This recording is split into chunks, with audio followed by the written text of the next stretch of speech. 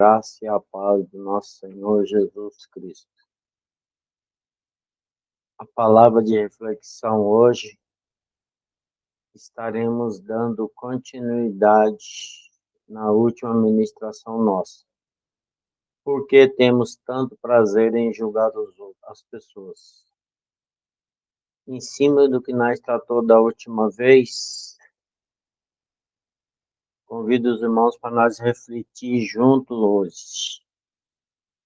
Como estamos tratando os irmãos de outros ministérios? Muitas vezes somos arrogantes, achamos que o meu ministério é melhor. Onde eu congrego, temos estudos, temos conhecimento. Os outros não pensam igual a nós. E nós estamos da maneira correta. Infelizmente, temos tido esse sentimento muitas vezes. Mas em cima do prazer em julgar os outros, passamos a julgar outros ministérios com essa arrogância, nos colocando na situação como se fosse melhor que os outros. E o que Deus tem tratado comigo em relação a esse assunto, irmãos, é que todos fomos escolhidos por Ele. Ele sabe quem nos escolheu. Em cima disso, vou compartilhar um texto para nós meditarmos juntos. O mal que faz julgar pessoas de outra igreja, de outro segmento, vamos dizer assim. Para refletirmos como estamos tratando os irmãos de outro ministério. Eu quero ler com os irmãos Efésios 2, do 11 ao 15. Não esqueçam que vocês, gentios, eram chamados de incircuncidados pelos judeus, que se orgulhavam da circuncisão, embora ela fosse apenas um ritual exterior e humano. Lembramos que essa carta é escrita à igreja de Éfeso, aos Efésios. E os Efésios eram gentios.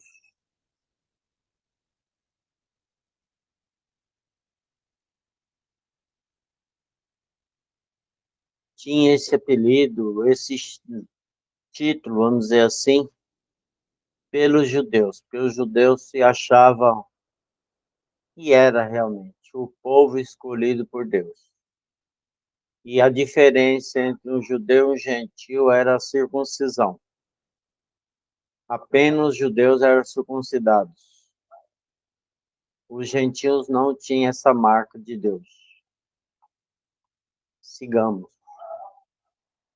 Naquele tempo, vocês viviam afastados de Cristo. Não tinham os privilégios do povo de Israel e não conheciam as promessas da aliança. Viviam no mundo sem Deus e sem esperança. Todo gentil que não tinha a marca da aliança da circuncisão vivia afastado, ausente de Deus. E o relacionamento de Deus até aquele momento era com o povo de Israel. Agora, porém, estão em Cristo Jesus. Antigamente estava distante de Deus, mas agora foram trazidos para perto dele, por meio do sangue de Cristo. Então, a situação dos gentios mudou através do sangue de Jesus. os gentios que viviam longe de Deus, estava distante de Deus, foi trazido para perto por meio do sangue de Jesus. Porque Cristo é nossa paz. Ele uniu judeus e gentios em um só povo, ao derrubar o muro da inimizade que nos separava. De que muro Paulo está falando aqui, irmãos? Na época do templo que Herodes construiu em Israel, tinha um pátio até onde os judeus podiam frequentar. E no Santo, Santíssimo e no Santo dos Santos, somente os sumos sacerdotes podiam entrar. Mas existia um pátio onde o povo de Israel podia entrar. E gentios não podiam entrar naquele lugar. Existia um muro que separava. Então, os gentios podiam vir até esse muro. Além do muro, o judeu podia entrar, os gentios não.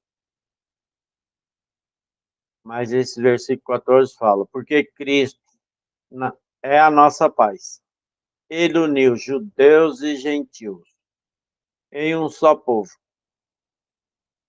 ao derrubar o muro de inimizade que nos separava. Ou seja, aquele muro foi derrubado. Paulo entendeu assim. Então, judeus e gentios podiam ter acesso ao pátio do templo. E o próximo versículo vai dar mais clareza sobre isso. Ele acabou com a situação da lei, com os seus mandamentos e ordenanças, promovendo a paz, ao criar para si, desses dois grupos, uma nova humanidade.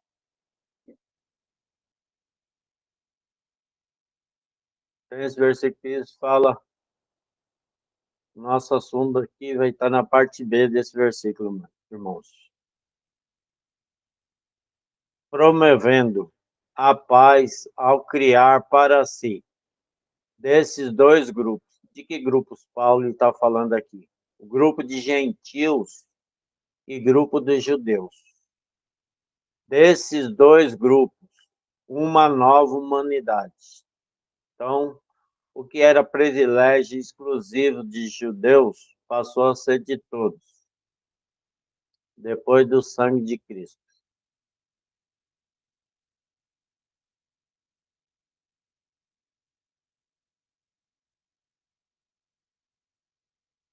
Logo, todos aqueles que não eram judeus eram chamados de gentios. Quem era chamado de gentio, irmãos? Todos. Nosso assunto aqui, como estamos tratando nossos irmãos, não só os judeus. Eu quero que vocês reflitam agora em ministérios. Vamos começar. Igreja Católica. É gentia? Era gentia, sim. Igreja Adventista era gentia, sim. Testemunho de Jeová era gentil. E assim sucessivamente, irmãos. Qualquer ministério, assembleano, presbiteriano, todos eram chamados de gentios. Quem era gentios? Todo aquele que não é judeu.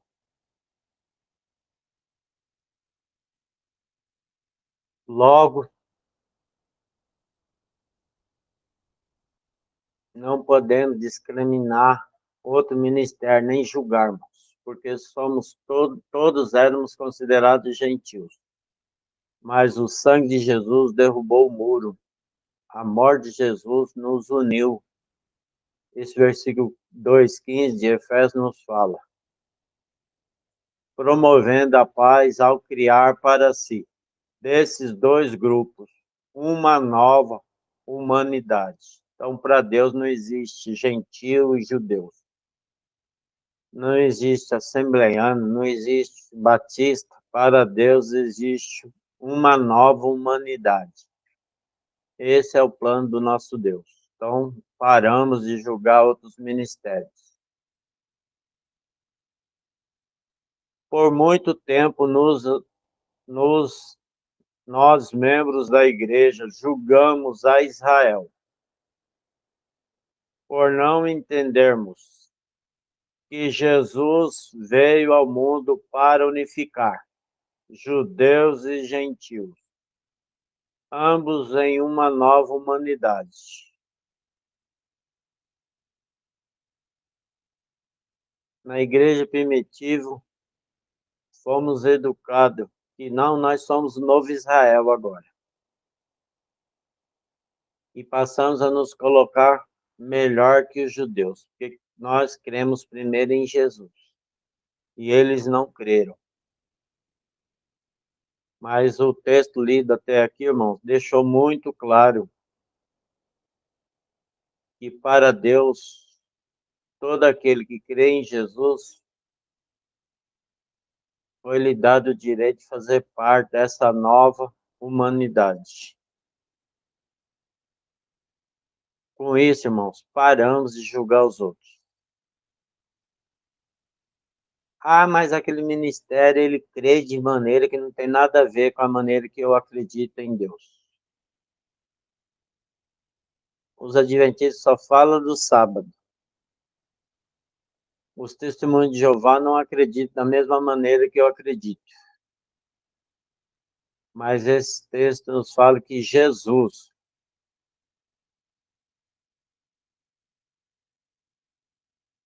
mas agora fomos trazidos para perto dele por meio do sangue de Cristo. No versículo 13 fala que o sangue de Jesus nos trouxe para perto. Então, esses irmãos, seja da congregação, seja católico, seja qual for a denominação, irmãos, qual for o ministério, foi trazido por perto através do sangue de Jesus e foi convocados a fazer parte dessa nova humanidade. Ah, mas eu não concordo com o jeito que eles adoram. Nosso jeito é melhor. Nós estudamos a palavra, nós temos um conhecimento maior que o deles. Cuidado com isso, irmãos. Quando você pensa assim, você está falando que Jesus cometeu um equívoco em morrer por aquelas vidas também. Isso é muito sério. Devemos ter esse temor. Para entender melhor isso, a ação de Deus em relação a todos os povos, eu convido os irmãos agora para nós meditar em Romanos 9, versículo 15 e 16, vai nos falar assim. Pois Deus disse a Moisés, terei misericórdia de quem eu quiser, e mostrarei compaixão a quem eu quiser. Portanto, a misericórdia depende apenas de Deus, e não de nosso desejo, nem da nossos esforços. Então, irmãos, como você pode julgar outro ministério? Paulo entendia aqui, falando aos romanos, que Deus teria misericórdia de quem ele quisesse ter misericórdia, e mostraria compaixão a quem ele quiser. Não cabe a mim, não cabe a você julgar ninguém. Isso cabe somente a Deus. E Jesus veio por todos, para todos. Não somos melhor que ninguém. Pelo contrário, temos que nos unir, apoiar uns aos outros, outros ministérios, para juntos alcançar a plenitude da santidade, para que a noiva fique pronta para a volta de Jesus. E depende não só do grupo, não só da nossa comunidade, mas de todos os outros ministérios, todos juntos, devemos buscar essa unidade e juntos praticar justiça e atingir a plenitude, para que Jesus venha buscar a sua noiva. Irmãos, tem muito assunto, só que o nosso tempo é curto, não tem tanto tempo para tratar de todos os assuntos com os irmãos. Mas aqui em Efésios e Romanos, deu para a gente ter uma ideia de como Deus foca em outros ministérios. Para Deus, somos um só povo, uma nova humanidade. Foi o que Deus falou através de Paulo. Judeu e gentil se tornou uma nova humanidade. Todos os que não é judeu é considerado gentios. Então, todos foram convidados a participar dessa nova humanidade. Em cima do que nós falou na última ministração sobre esse assunto, irmãos, queria trazer uma reflexão aqui para os irmãos sobre quando rejeitamos os outros, o que isso pode acontecer com as nossas vidas.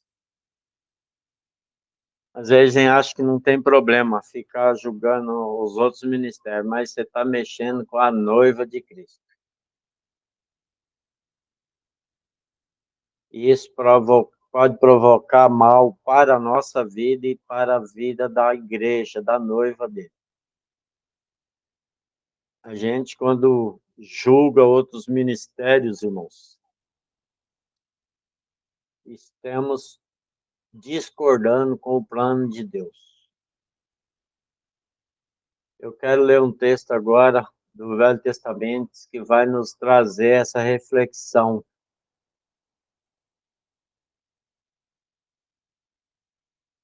sobre o perigo e o risco que é julgar outros irmãos. Está lá em Josué 22, nós vamos ler do 10 ao 34. Primeiro eu vou ler até o versículo 20, até o 19.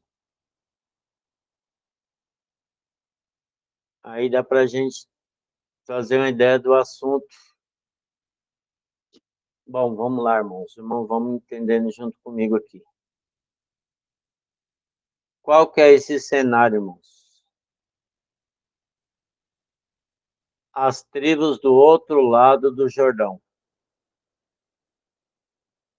foram pré-julgados pelas demais tribos. Quando Moisés ainda era vivo, as tribos de Gad, de Ruben, Gad e a meia tribo de Manassés pediu para Moisés para ficar antes do Jordão, porque eles eram pastores de gado. E o lugar ali tinha terra boa, propício para os pastores de gado. Mas aí, quando eles fizeram esse pedido para Moisés, Moisés falou assim com eles: e os vossos irmãos? Se eu der isso para vocês, seus irmãos vão desencorajar de guerrear para conquistar a terra prometida. Mas eu permito que vocês fiquem nessa terra se vocês atravessar o Jordão e ficar com os vossos irmãos e ajudar os vossos irmãos a conquistar a terra. Aí essas tribos concordou com Moisés. Então Deus aceitou aquele acordo, falou que Ruben, Gad e a meia tribo de Manassés poderia ficar antes do Jordão, mas para isso eles precisavam atravessar o Jordão e ajudar as outras tribos a conquistar a sua terra. Eu dei essa pincelada para os irmãos entenderem o contexto aqui. E aí, quando Josué concordou com aquele acordo, levou essas tribos, vamos seguir para os irmãos entenderem o contexto. Enquanto ainda estava em Canaã, chegaram a um lugar chamado Gelilote, perto do rio Jordão. Ali os homens de Rubens, de Gade e da meia tribo de Manassés pararam e construíram um altar grande e imponente. Os outros israelitas souberam que os membros das tribos de Ruben, de Gad e da meia tribo de Manassés havia construído um altar em Gelilote, nos limites da terra de Canaã, do lado oeste do Jordão. Por isso, toda a comunidade de Israel se reuniu em Siló e se preparou para guerrear contra eles. Antes, porém, enviaram uma terra de Gileade, uma delegação liderada por Finéias, filho do sacerdote Eleazar, para conversar com as tribos de Ruben, de Gad e a meia tribo de Manassés. A delegação era formada por 10 líderes de Israel, um de cada uma das 10 tribos. E todos eles eram chefes de suas famílias, dentro dos clãs de Israel.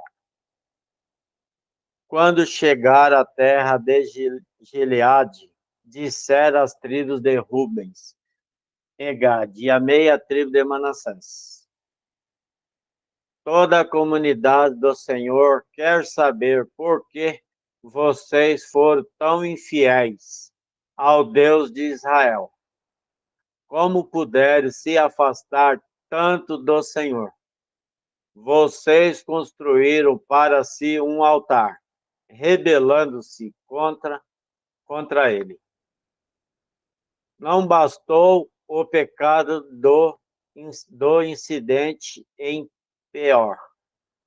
Até hoje, não estamos completamente purificados dele, mesmo depois que a praga feriu toda a comunidade do Senhor. E ainda assim, vocês abandonam o Senhor.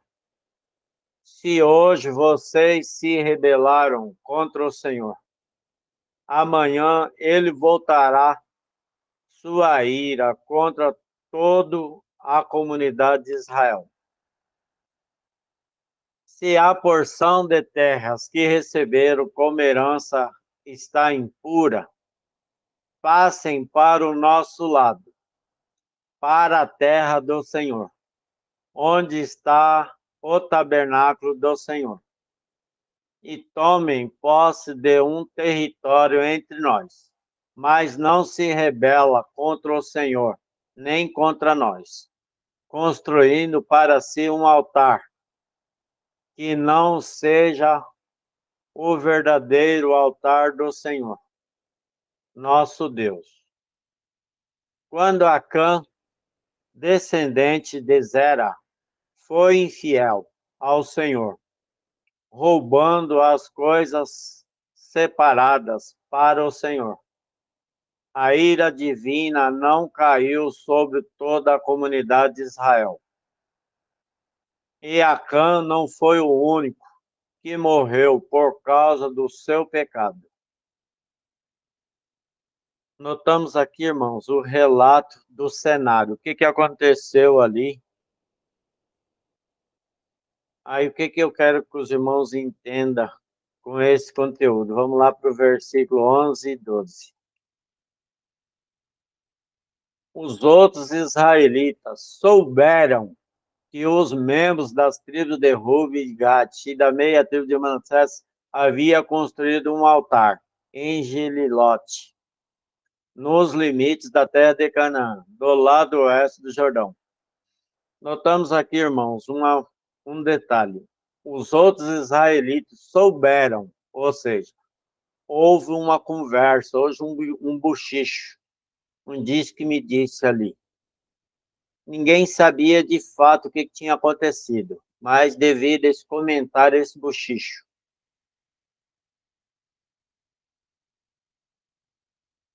Outros israelitas souberam, baseado num comentário, eles já fizeram um julgamento ali.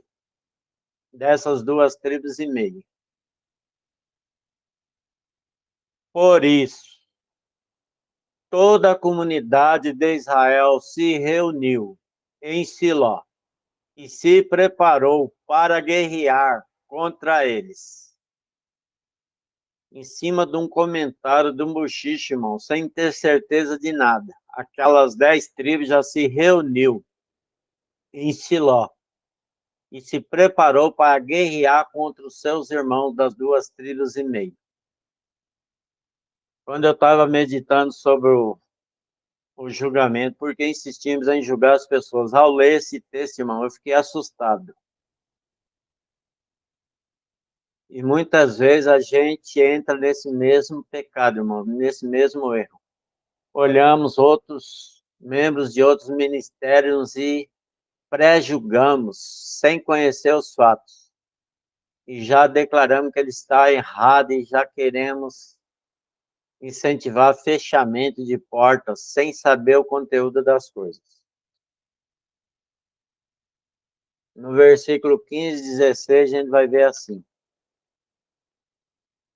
quando chegar à terra de Gileade, disseram as tribos de Ruben e Gade, e a meia tribo de Manassés: toda a comunidade do Senhor quer saber por que vocês foram tão infiéis ao Deus de Israel. Como assim? Até então era só um bochiche, eles não sabiam o que tinha acontecido.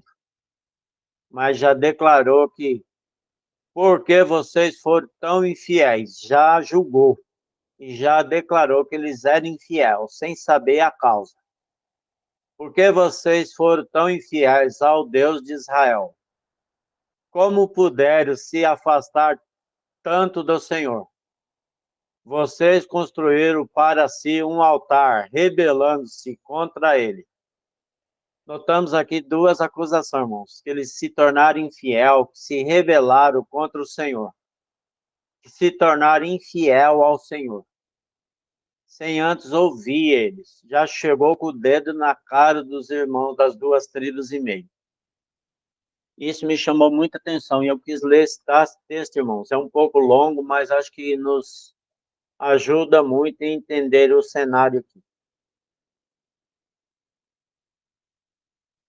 E qual foi a resposta dessas 2 tribos e meia? Agora, a partir do 21 até o 34, a gente vai ouvir essa resposta.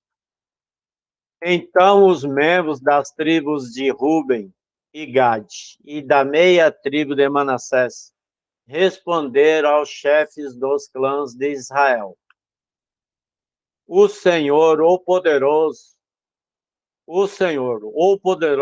é Deus. O Senhor, o poderoso é Deus. Ele sabe a verdade e que Israel saiba também. Não construímos o altar por rebeldia, nem por infidelidade ao Senhor. Se o fizemos, não poupe nossas vidas hoje. Então, aquelas 2 tribos e meia se colocou nessa posição. Continuamos adorando o Senhor, porque Deus é poderoso, Deus é fiel.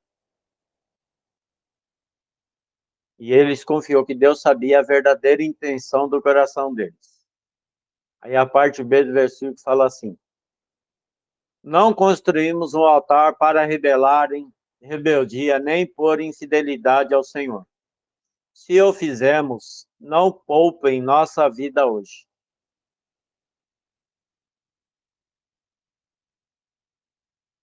Se construímos um altar para nos afastarmos do Senhor ou para apresentarmos holocaustos, ofertas de cereal ou ofertas de paz, que o próprio Senhor nos castiga. Então, esse versículo eles mostram que a intenção deles não foi de usar o altar como holocausto, como era feito no altar orientado por Moisés, que era o único altar que deveria ser oferecido holocausto de paz e cereal. Então a intenção deles não era essa. E qual era a intenção deles? Sigamos. A verdade é que construímos este altar por medo de que, no futuro, seus descendentes digam aos nossos: que direito vocês têm de adorar o Senhor, o Deus de Israel? O Senhor pôs o Rio Jordão como barreira entre o nosso povo e o povo de Ruben e Gade. Vocês não têm parte com o Senhor. Então seus descendentes poderão impedir os nossos de adorar o Senhor. Então, aqui nesses 3 versículos, 23, 24 e 25, as 2 tribos e meia explicam o motivo. Qual era o motivo? Eles tiveram medo de mais tarde, devido a eles morar afastados das 10 tribos, de onde ficava o tabernáculo do Senhor, os filhos daquela geração poderiam vir a dizer: que direito vocês têm de adorar o Senhor, o Deus de Israel? Ou seja, eles ficaram com medo da futura geração não aceitar eles como membro dos irmãos judeus, do povo de Israel. Eles ficaram com medo de discriminação. E aí alega a divisão que o Rio Jordão fazia. Então, ficaram com medo deles dizer: vocês não têm parte com o Senhor. Então seus descendentes poderão impedir os nossos de adorar o Senhor.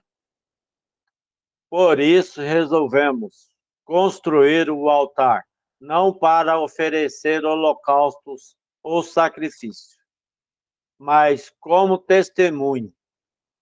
Ele lembrará os nossos e os seus descendentes de que nós também temos o direito de servirmos ao Senhor em seu santuário, como holocaustos, sacrifícios e ofertas de paz. Então seus descendentes não poderão dizer aos nossos: vocês não têm parte com o Senhor. Então esse foi o objetivo da construção do altar, irmãos. Por que o Wilson está tratando desse tema, irmãos? Quando nós paramos para julgar gente de outros ministérios sem saber o motivo, podemos cometer esse mesmo erro. Já nos armar e querer divisão. Mas nós leu há pouco lá em Romanos que é Deus que ministra misericórdia e compaixão. E Jesus morreu por todos.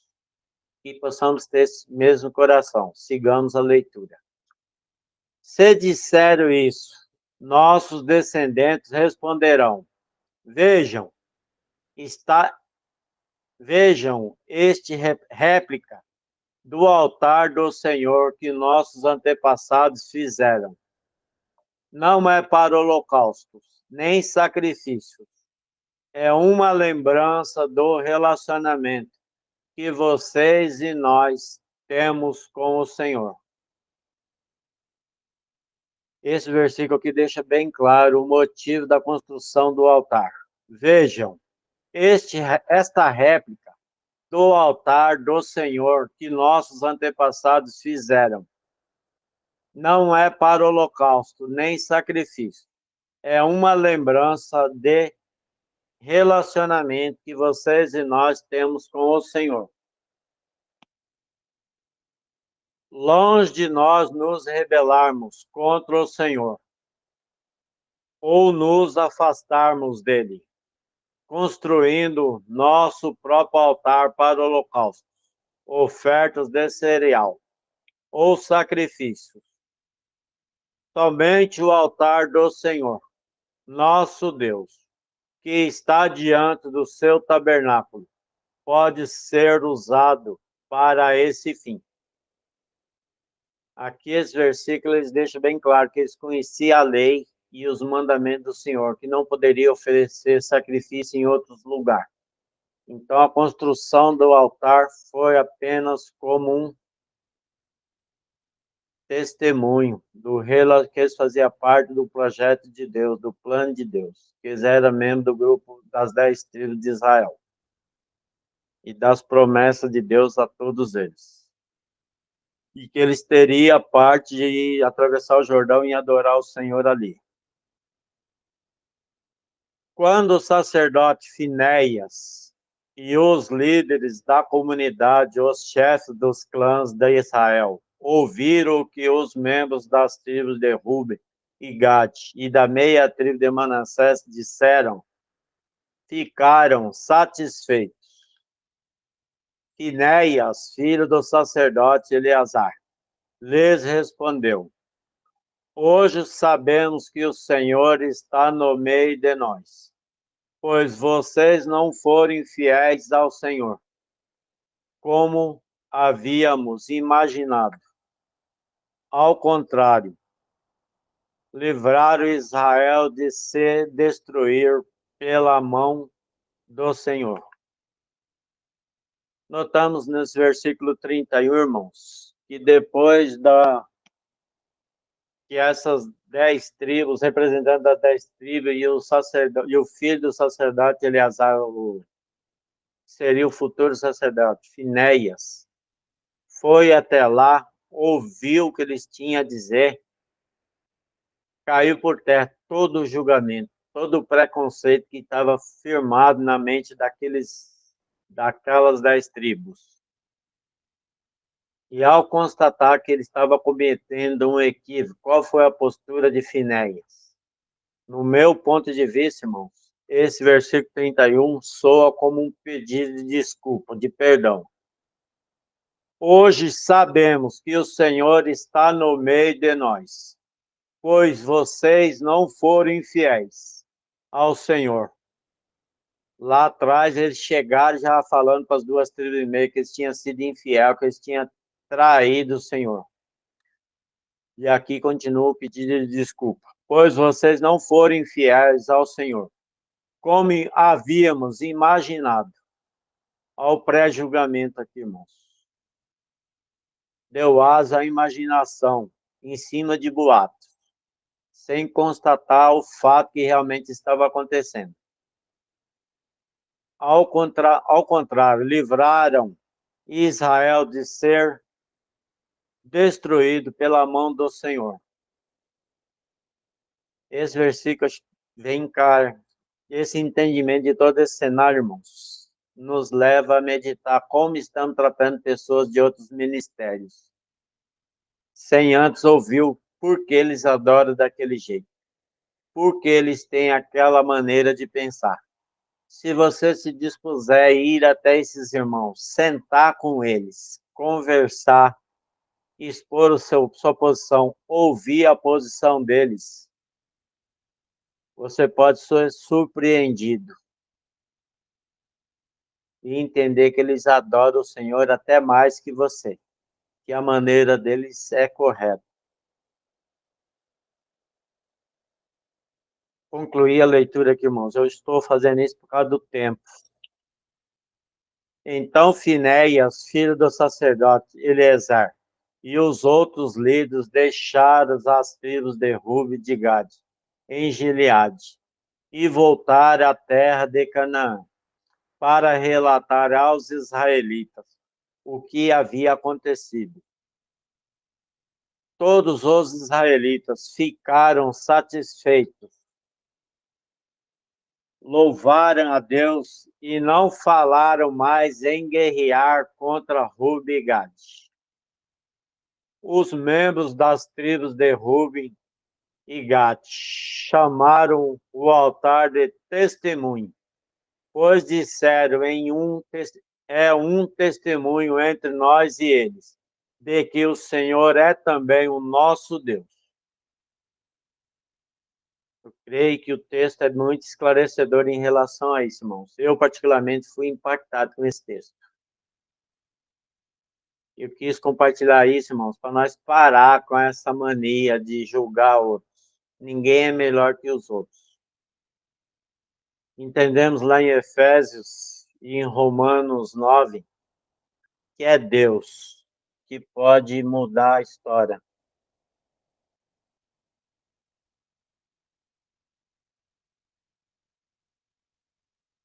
Muitas vezes temos agido da mesma maneira quanto aos irmãos que saíram do grupo.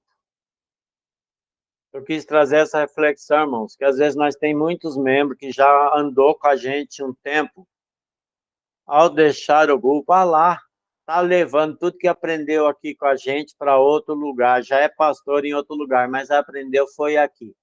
E daí? A igreja a noiva é de Jesus, não é minha, não é sua. E Deus vai usar os membros do grupo como Ele quer. Então, irmãos, paramos desse julgamento. O Espírito Santo tem um controle da situação. Só vou reler aqui aqueles 2 versículos que eu li de Romanos 9. Pois Deus disse a Moisés: terei misericórdia de quem eu quiser, e mostrarei compaixão a quem eu quiser. Portanto, a misericórdia depende apenas de Deus, e não do nosso desejo, nem de nossos esforços.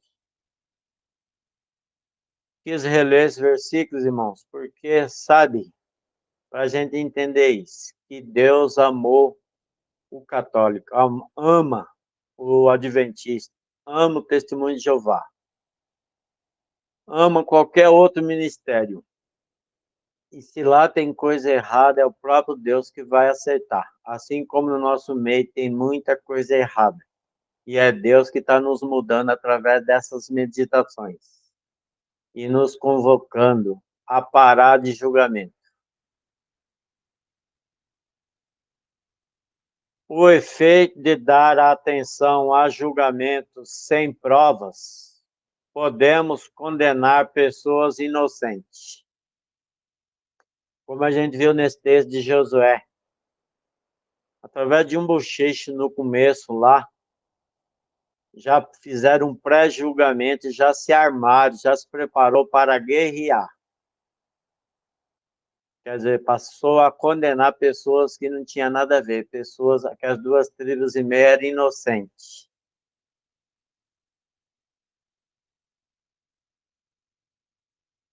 E o que Jesus pensa desse pré-julgamento, irmãos? Lucas 17, 1 e 2 nos fala assim: Jesus disse a seus discípulos: sempre haverá o que leve as pessoas a caírem em pecado. Mas que aflição espera quem causa a tentação? Então, Jesus falou que o pré-julgamento, a acusação a outros, sempre ia haver. Sempre haverá o que leva as pessoas a cair em pecado. E o pré-julgamento gera raiva, gera indignação, gera mágoa. Ou seja, o pré-julgamento leva pessoas a pecar. E como Jesus fala, qual vai ser o cenário para pessoas que praticam essas coisas? Mas que aflição espera quem causa a tentação? Seria melhor ser lançado no mar com uma pedra de moinho amarrado ao pescoço, que fazer um destes pequeninos pecar. Jesus falou que ele prefere que a pessoa morra, em vez de induzir outros ministérios, outras pessoas caírem em pecado, irmãos. Então, pré-julgamento ele pode matar, pode induzir pessoas a errar, a pecar, a irar-se. Então, foi isso que Deus tratou comigo, meus amados irmãos. Devemos nos calar. Na verdade, o que Deus mais pede ao meu coração é sempre quando você desaprovar uma outra pessoa, se aproxima, senta com ele, conversa, como Jesus nos ensinou. Julga com justiça, com o coração. Ama, lança o olhar de misericórdia, de compaixão, nunca de acusamento. Agradeça o tempo dos irmãos em parar para ouvir essa meditação. Que Deus tenha misericórdia de nós e nos dê a graça para mudar a nossa conduta. Pai querido, obrigado pela tua palavra. Abençoa os meus irmãos, que juntos podemos ter uma nova conduta a partir desse dia, para a honra e glória do teu nome. Eu abençoo os meus irmãos nesse momento, em nome de Jesus. Amém.